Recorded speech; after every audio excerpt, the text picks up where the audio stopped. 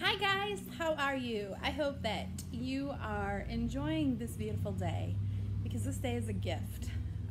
It's amazing that we woke up today. It's amazing that we're breathing,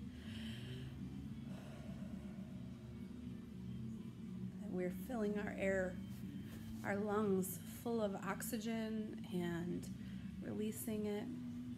And it's just amazing to be alive. That's truly a beautiful thing. Some people may not have woke up today. So count your blessings, count your attributes, collect your gold pieces, however you want to view it. So today I want to read to you, I was reading this article about 26 things that you do as an adult when you've experienced childhood emotional abuse. And I was reading through some of these things and it really just spoke to me. And so I decided that I wanted to put it into a video. I'm reading it off of my phone. So number one, asking questions even when you know the answer. If you have ever been berated, you may doubt yourself, even when you know you're right. Due to this, you may find that you ask a million questions. Number two, constantly saying sorry. Children of abuse may feel as though they were never able to do anything right. In turn, they always apologize, even when they didn't do anything wrong. Number three, second guessing everything. When you have lived in a chaotic world of emotional abuse, you never truly believe in anything. Instead, you may always be in fear of something bad happening. Number four, you are tough, but you are also very sensitive. During a hard childhood, you learn to be tough because you have to be. However, you have also experienced a number of emotions at a young age, causing you to be especially sensitive to your own emotions as well as to others. Number five, you are indecisive. It's harder to make decisions if you spent your childhood hearing that you weren't good enough. Number six, you are self-disciplined. In order to combat a parent or caregiver that constantly was searching for what you hadn't done or had done wrong, you may have become a perfectionist. You are timely, clean, and organized. Many victims of abuse learn to overdo because they want to people please. Number seven, you may be sensitive to loud noises. If you have been raised in fear, you may have been used to being yelled at and associated that with loud noises with abuse. Number eight, victims of emotional abuse can be introverted. So many victims of abuse may be afraid to contact with other people and can sometimes try to distance themselves as much as possible. Number nine, you have a defensive nature. You may perceive people as negative or offensive because of your previous abuse. Number 10, having attachment issues. You may find that when you fear others leaving you or abandoning you. Number 11, issues with eye contact. When speaking, you may become anxious to the point that you can't even make eye contact with the person you're speaking with. Number 12, running away from conflict. Rather than face conflict, which gives you immense anxiety, it feels easier to just leave the situation entirely. Number 13, constantly beating yourself up. After being abused, you may be used to some sort of repercussion for wrongdoings. In turn, you may constantly bash yourself. Number 14, Having issues getting close to others. If you have been abused, you may not especially like people. Due to this, getting close to others isn't something you take lightly. Number 15, you are quiet. You may not feel as though you have a voice after all. After you have been made to feel you are small or errant your whole life. Number 16, you can't take a compliment. When someone tells you how wonderful you are, you may doubt their words because you can't see the good in yourself. 17, you have low self-esteem. 18, you don't feel valid.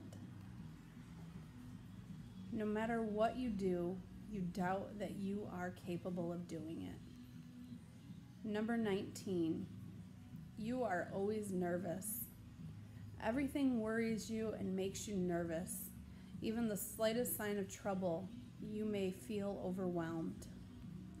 Number 20, you are angry. Underneath it all, you are angry. Your whole life, you sat back and watched an angry person treat you terribly, and in turn, you may have outbursts of anger. 21, self-harming behaviors. Many abused children will abuse themselves. They feel as though they deserve it, and oftentimes these behaviors follow into adulthood. 22, constant mood swings. Living with toxic abusers can cause you to behave with a plethora of emotions come at you at random times. This can be due to the abused person being so used to the number of emotions and hardships. It is just how some people cope.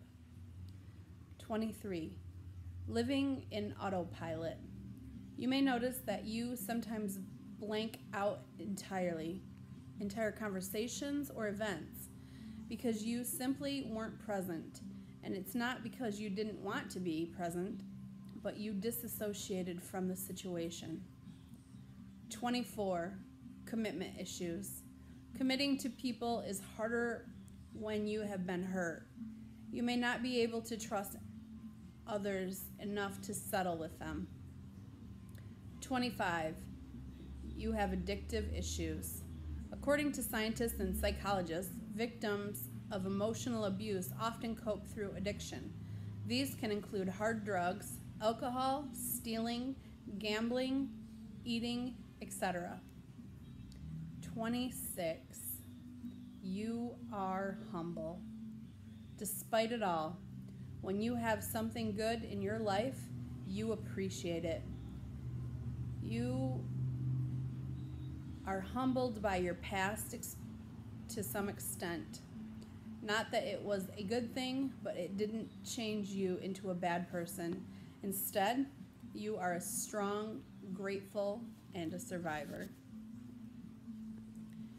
I started reading this off of a post on Facebook, and many of those resurrected in my soul as true for things that I went through when I grew up as a child, and things that I deal with today and being an adult. I have a very strong support system around me today that I wouldn't be able to do life without them. Because when I start in my childhood state of worry and questioning and self-doubt, and I can't see my value and my worth, that's something that I deal with on a daily basis. And anyone that's been abused as a child can tell you the same thing. Maybe not every one of them sits with you. Maybe one or two of them sits with you. That's okay. It's not a contest. We're all learning and growing together. And the people that were in our past that caused us pain, I truly believe in my heart and in my soul, people in pain cause pain.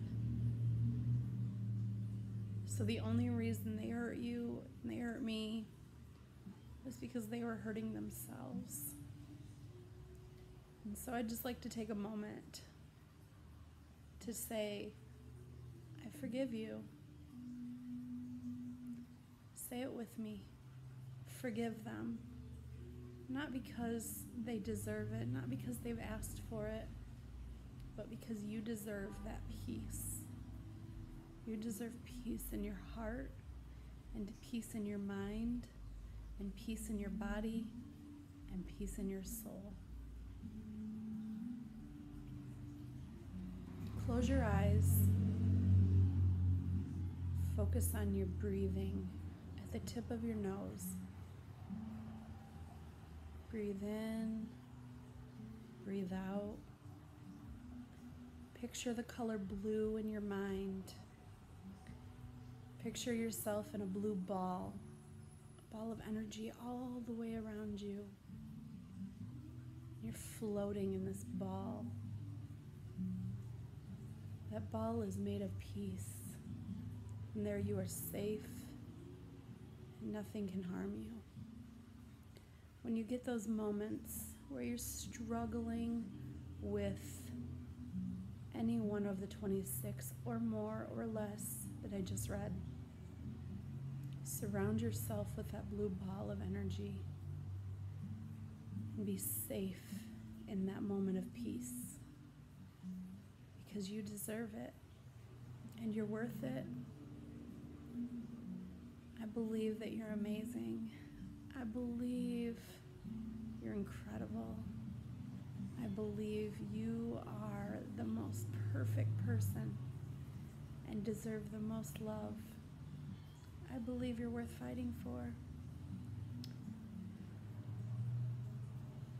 Thanks for watching. Have a fantastic day.